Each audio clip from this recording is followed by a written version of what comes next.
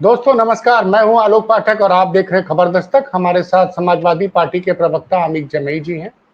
आपका स्वागत है अमित जी। नमस्ते बहुत बहुत आलोक जी, आपका इस कार्यक्रम में शामिल करने के लिए। अमित जी, एक बड़ा मजेदार स्टोरी चल रही है पिछले कुछ दिनों से।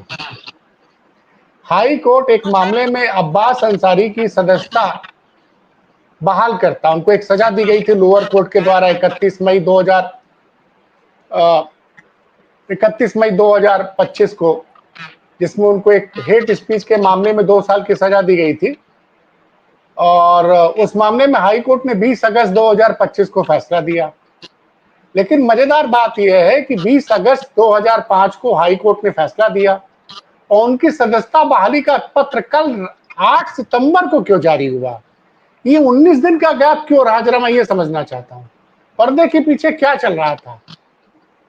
देखिए आलोक जी, सबसे पहले तो ये जो पूरा प्रकरण है और इस तरह के वो सभी प्रकरण जो पूरे देश में इंडिया ब्लॉक या समाजवादी पार्टी के नेताओं के खिलाफ, अन्य नेताओं के खिलाफ बीजेपी आरएसएस ने जो प्लान किया हुआ है वो दिखाता है कि आप शासन प्रशासन की शक्तियों का किस तरह से दुरुपयोग का जो मामला है वो इससे स्टैब्लिश होता है कि जो हमारे नेता मानिकेश जी जब ये बात बोलते हैं कि बीजेपी आरएसएस इंस्टीट्यूशन का इस्तेमाल कर रही है, ये बात सच साबित होती है। और रही बात अब्बास अंसारी के मामले में, तो जब ये उनकी मेंबरशिप जाने का पूरा बात हुआ तो जाहिर सी बात है कि कोर्ट में अब्बास के जो उनकी तरफ से उनके वकीलों ने जो दलीलें रखी थी, पूरे उत्तर प्रदेश को यकीन था कि उसको न्याय मिलेगा, क्योंकि गवाह सबसे पहले इसमें पुलिस बल के लोग गवाह थे, उनकी गवाही तो कहीं मान्य नहीं है। फिर जब ये पूरा मामला लोअर कोर्ट से हाई कोर्ट गया, हाई कोर्ट से फैसला आ गया, तो विधानसभा की जो सचिवालय है उन्होंने ये कहा कि भाई देखिए, हमने तो सीटें जो है रिक्त कर दी हैं, इस पे तो चुनाव कराना पड़ेगा, और जब तक कोई हाई कोर्ट का हमें आदेश नहीं आता है हम नहीं मानते। ये बात कब मतलब कही उन्होंने? जब ये हाई कोर्ट का फैसला अब्बास के पक्ष में आया, सजा का जो 20 अगस्त सजा को। का जो पूरा 20 मामला था जी, हाँ। तो इस बात को उत्तर प्रदेश का शासन मानने को तैयार नहीं था, मुख्यमंत्री का दफ्तर मानने को तैयार नहीं था, विधानसभा का सचिवालय मानने को तैयार नहीं था। उन्होंने कहा कि साहब हमने सीट रिक्त कर दी हैं, ये तो अनाउंस हो चुका है, क्योंकि सरकार की मंशा ये थी एक एक करके मेंबरशिप, जैसे माननीय आजम खान साहब की सदस्यता रद्द की गई, अब्दुल्ला आजम साहब की सदस्यता रद्द करी गई, ऐसे बहुत सारे विधायकों के मामले में सदस्यताएं उनकी रद्द करी गई। ये चाहते थे कि अब्बास अंसारी के मामले में भी सीटें रिक्त करा के पूर्वांचल के एक बहुत बड़े माफिया परिवार, जो आजकल राजकीय माफिया है, अच्छा, आप माफिया तो नया होते शब्द थे, दे रहे हैं, राजकीय। राजकीय माफिया, आपने एक नया शब्द दिया। राजकीय माफिया, अच्छा। जिनको पूरा समर्थन है कि आप धंधा पानी करिए, उनको सुरक्षाएं मिली हुई हैं, वो पूरे पूर्वांचल से लेकर उन्नाव तक सारे पुराने माफियाओं के संपर्क बना रहे हैं। तो अब्बास के मामले में हमें पूरा भरोसा था कि उसको अदालत से न्याय मिलेगा, और न्याय मिला। तो मेनली बात यही है कि जो सच साबित होती है कि ये जो बीजेपी आरएसएस है, हमारे जो इंस्टीट्यूशंस हैं उस पर दबाव बना रही है, जुडिशरी पे दबाव बना रही है कि कैसे जो है ऐसे फैसले करा के मेंबरशिप को रद्द कराया जाए। तो माननीय आजम खान नहीं, साहब मैं से लेकर एक चीज मैं जानना चाहता हूँ अमित जी, एक मिनट रुकिए। 20 अगस्त के बाद से कोर्ट ने तो कोई फैसला नहीं दिया। अचानक क्या हो गया कि कल 8 सितंबर को जो विधानसभा सचिवालय ये मानने को तैयार नहीं था कि सीट रिक्त हो गई है? आप ही ने बताया कि आप बता रहे हैं कि विधानसभा सचिवालय ने बताया कि सीट रिक्त हो गई, यहाँ तो उपचुनाव होगा। फिर कैसे कल अचानक क्या परिस्थिति हुई कि 8 तारीख को उनकी सदस्यता बहाल करने का पत्र जारी करना पड़ा? देखिए, यही तो मैं असली तो खबर सिर्फ है। कहूँगा, इतना ही कहूँगा मैं आपको आलोक जी, बहुत ही हंसने की बात है, जग हंसाई की बात है। मुझे लगता है कि जो डबल एजी होते हैं सरकार के, डफर्स की टीम है। सबको मालूम था कि जिस तरह से अब्बास के मामले में लोअर कोर्ट में फैसला हुआ है, हाई कोर्ट से उसको न्याय मिल जाएगा। और जब हाई कोर्ट से इन्होंने मना किया, और कल अगर अब्बास अंसारी हाई कोर्ट नहीं गए होते। मतलब कल जब हाई कोर्ट उन्होंने गए थे अब्बास अंसारी? कल उन्होंने जब पिटिशन मूव करी और जब सरकार को लगा कि हाँ, कोई लतखोर लात पड़ेगी वहां से दोबारा।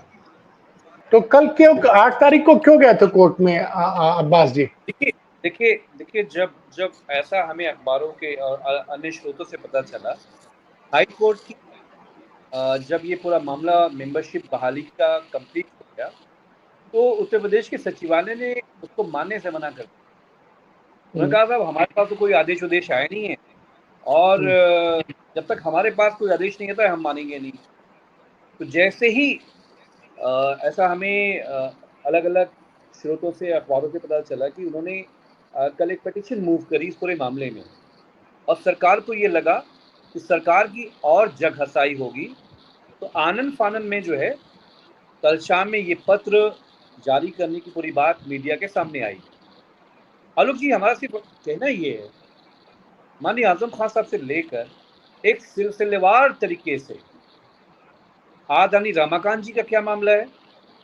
रमाकांत जी के मामले में उनकी बहन का नवासा, बहन कहीं और बिहाई है, नवासा कहीं और होगा।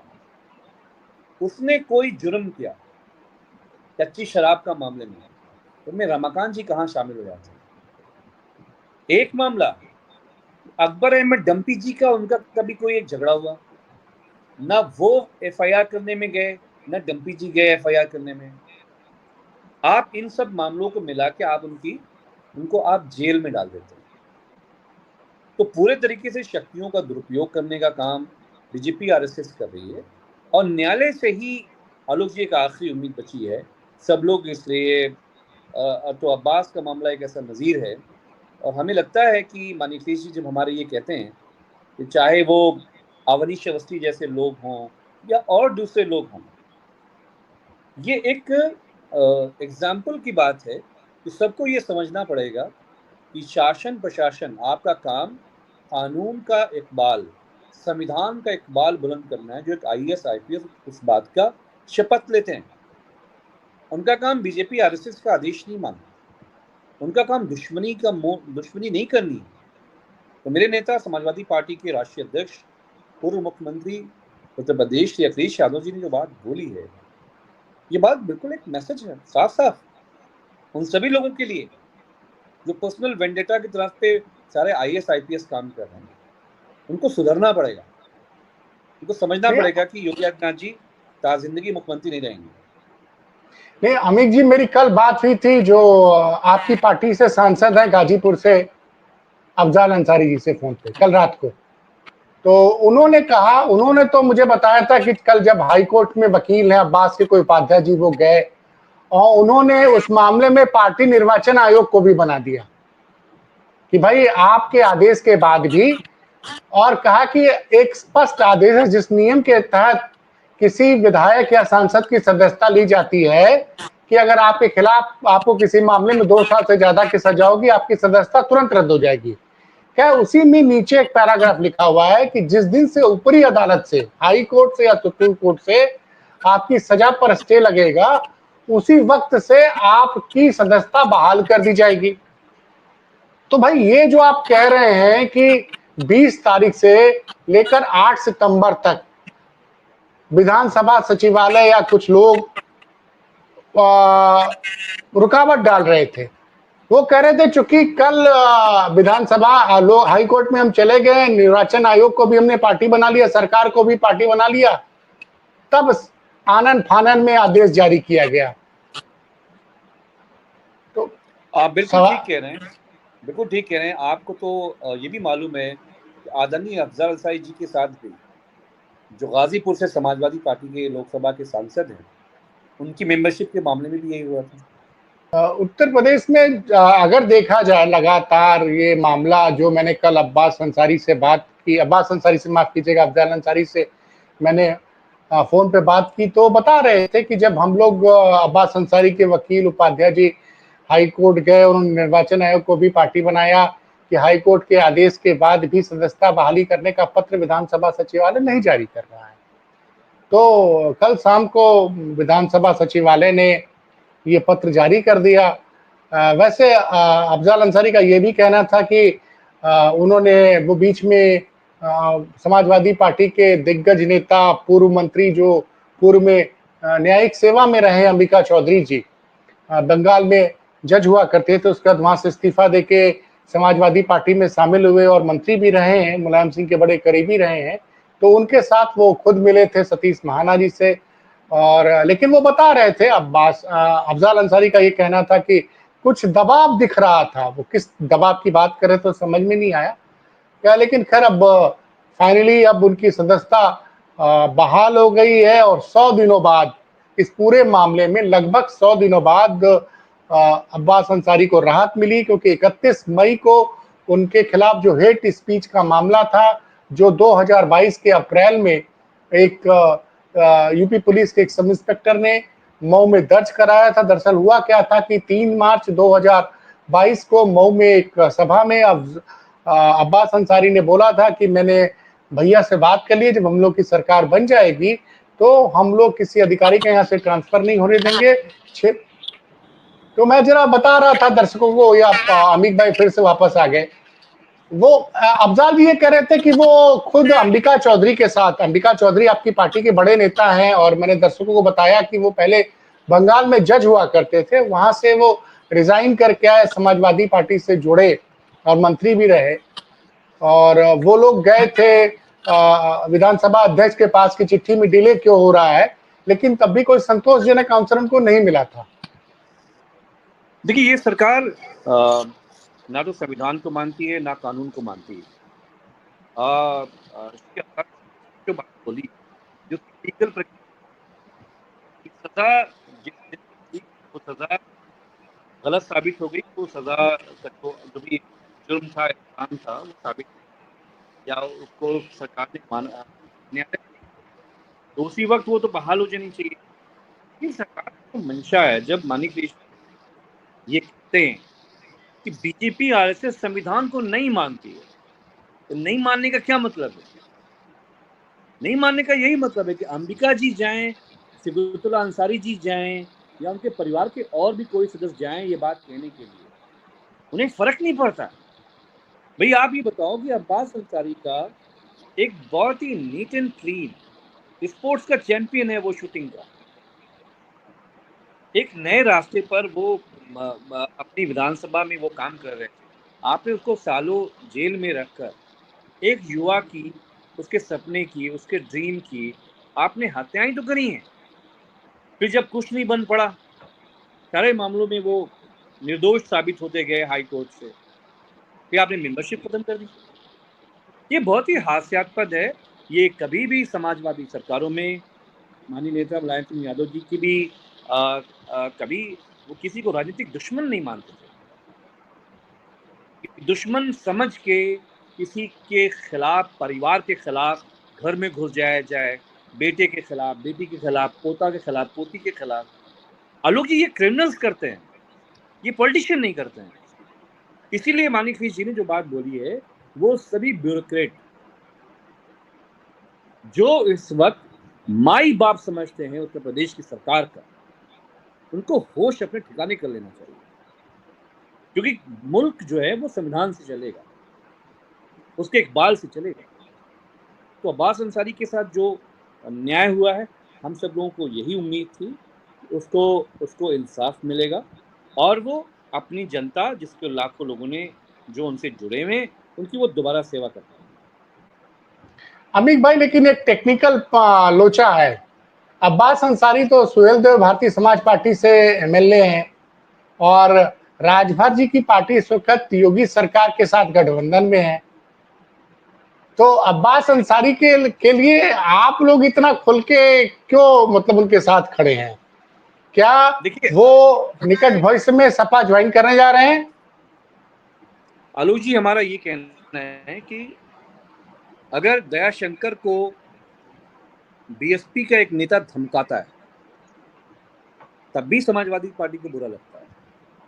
हमें बुरा लगता है कि वो लाखों लोगों की आशाओं के बाद एमएलए जीता है दयाशंकर जी, जो कैबिनेट मिनिस्टर है ट्रांसपोर्ट का, उसको एक ठेकेदार धमका रहा है। क्या कैबिनेट की जो पोस्ट है, मिनिस्ट्री है, उसका कोई इकबाल तो होगा आलोक जी। अगर मान लीजिए कि केशव मौर्य के साथ मतलब कोई, आप कहना ये चाहते हैं कि किसी के साथ भी अन्याय होगी समाजवादी पार्टी खड़ी होगी। मैं आपसे ये कहना चाहता हूं कि कहीं पे भी ये समाजवादियों की, नेताजी की लाइन है, मानी अखिलेश जी भी ये इस बात को अपना के चलते हैं, इस विरासत को आगे बढ़ाते हैं। तो पीडीए के साथ कहीं पे भी कहीं अन्याय हुआ, ब्राह्मण समाज के साथ फेक इनकाउंटर्स के मामले हुए, पहले और आखिरी जो नेता हैं वो मानी अखिलेश जी हैं, जो इन सब सवालों पर मिलिटेंसी के साथ लड़ते हुए दिखते हैं। यही हम समाजवादियों की ट्रेनिंग है। अच्छा, एक मामला अवनीश अवस्थी का बहुत ज्यादा मतलब चर्चा में है पिछले 4-5 दिनों से। वो ट्विटर पे ट्रेंड भी किए, अखिलेश जी ने खुलकर उनका नाम भी लिया। लेकिन भाई टोटी चोरी वाले मामले में आपकी पार्टी के अधिवक्ता संघ के अध्यक्ष ने केतकी सिंह को तो लीगल नोटिस भेज दिया, लेकिन अवनीश अवस्थी के खिलाफ आप लोग लीगल कोई कार्रवाई नहीं कर रहे हैं, सिर्फ बयानबाजी हो रही है। इसको क्या समझा जाए? देखिए, ऐसा है कि अवनीश अवस्थी के जो भ्रष्टाचार के जो पूरे खेल हैं, लखनऊ से लेकर उत्तराखंड की हवेलियों तक जो जाते हैं, वो आपको मालूम ही है ना। और देखिए, हम लोग भी उस पे तो हाई इसका कोर्ट ने रोक विश्वास लगा करते रखी है कि हैं। उस पे हमने कहा कि वो समय आने पर हमारे शीर्ष नेता माननीय अखिलेश यादव जी सरकार आने पर उसका फैसला, उसके सबूत, गवाह हम आपको क्यों बता दें हमारे पास क्या क्या हमने रखा हुआ है। अच्छा, मतलब आपके पास पुख्ता सबूत हैं? क्यों बताया जाए, सारे मतलब बीजेपी आरएसएस सबूत रखती है। सबसे ज्यादा समाजवादी पार्टी की जो हमारी सेंट्रल लीडरशिप है, हम एक एक जो कानून और संविधान से इतर जो लोग भी काम कर रहे हैं उनका डॉजियर समाजवादी पार्टी के दफ्तर में एक एक फाइल बन गई है। और ये बात हम कई बार कह चुके हैं, इसमें कोई कहने में कोई आपत्ति, कोई छिपने की बात इसके अंदर नहीं है। माननीय शिवपाल जी भी लेकिन इस बात को कई बार कह चुके हैं। देखिए अमित भाई, मैं आपको बताऊं कि आपको शायद समय याद होगा कि नहीं होगा, 2007 में मायावती जी मुख्यमंत्री बनी थी, तब एक पुलिस की भर्ती हुई थी। जब नेताजी मुख्यमंत्री थे 2003 से लेकर 2007 के बीच में, और एक आईपीएस हुआ करते थे, उन्होंने बड़े गंभीर आरोप लगाए थे आपके माननीय शिवपाल जी के ऊपर, बड़े गंभीर आरोप लगाए थे। और वो तमाम आरोप लगाए गए और जांच हुई, लेकिन उस अधिकारी के खिलाफ जब आपकी सरकार आई 2012 से 17 तक, तो कोई कार्रवाई नहीं की गई। तो कहीं ऐसा तो नहीं कि मैं उन शब्दों का प्रयोग नहीं करना चाहूंगा जो शैलजा कांत जी ने, माफ कीजिएगा मैं नाम नहीं लेना चाह रहा था, गलती से ले लिया, लेकिन जो आरोप लगाए थे बड़े ही मतलब शिवपाल जी पे बड़े गंभीर आरोप लगाए गए थे, वो जो देखिए भर्तियां आलोक हुई जी, थी। हमारी नेतृत्व के परिवार का जो एक परंपरा है, आप ये जानते हैं कि उसको आप खूबी कहिए या कमी कहिए, ये माफ करने वाले लोग हैं।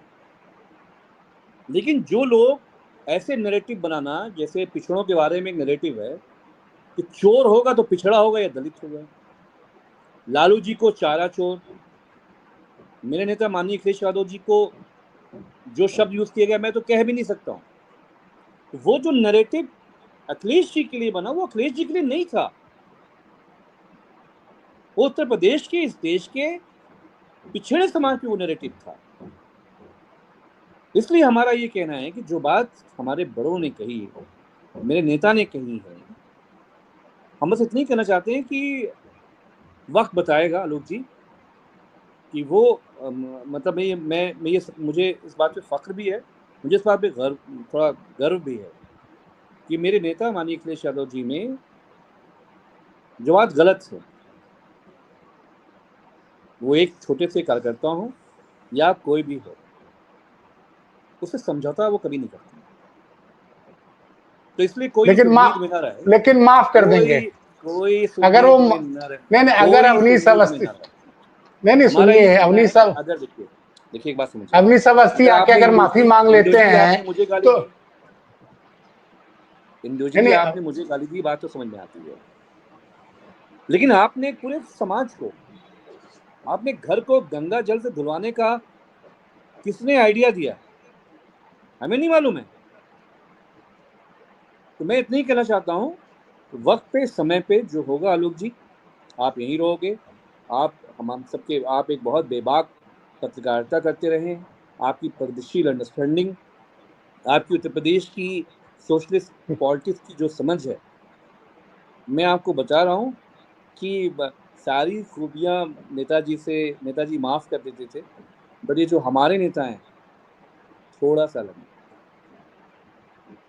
ये आपका अनुभव है, मैंने तो देखा है कि वो पहले तो नाराज हो जाते हैं, बाद में कोई माफी मांग देता तो माफ कर लेते हैं।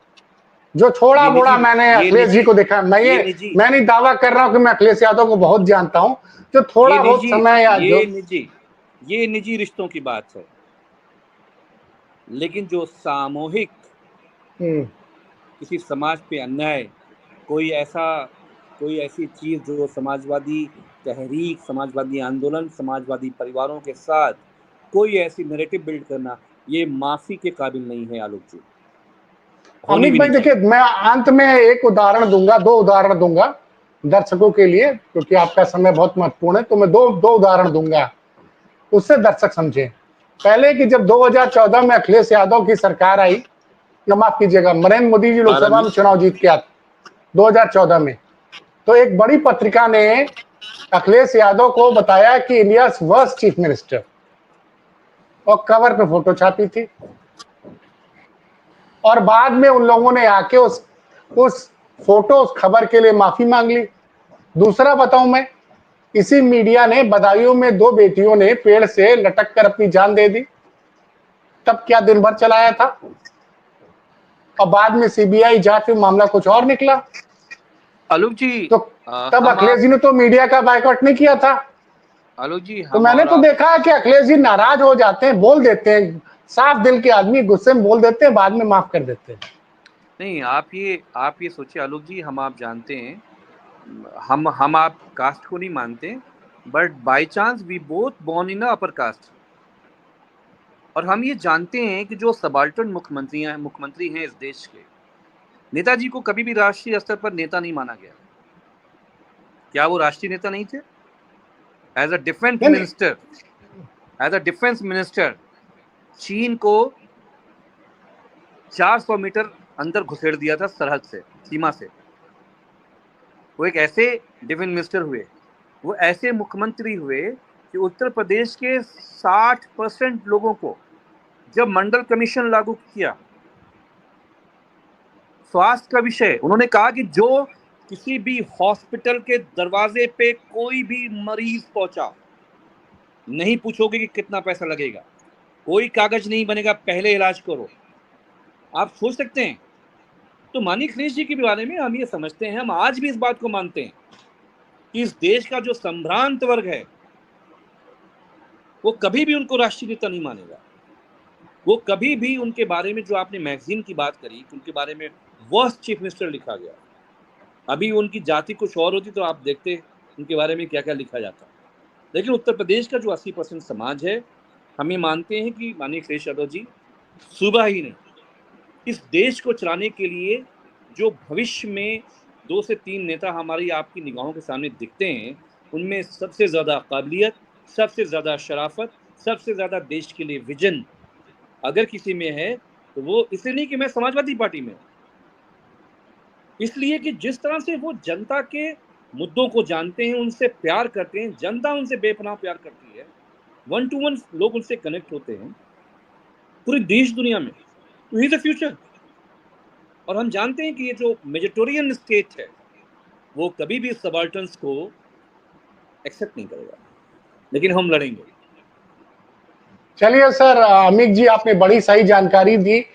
अभी अंत में बस एक ही चीज कहूंगा कि भाई जो भी हो, समय बदलता रहता है, आज जो सत्ता में है वो कल नहीं रहेगा। मेरा भी मानना है कि इस देश को संविधान के हिसाब से चलना चाहिए, और फाइनली अब्बास अंसारी की सदस्यता बहाल हुई। अब देखते हैं क्या नया पॉलिटिकल डेवलपमेंट होता है, उससे हमारी निगाहें रहेंगी। शाम को उम्मीद नतीजे आ जाएंगे 1-2 घंटे बाद उपराष्ट्रपति के चुनाव के लिए।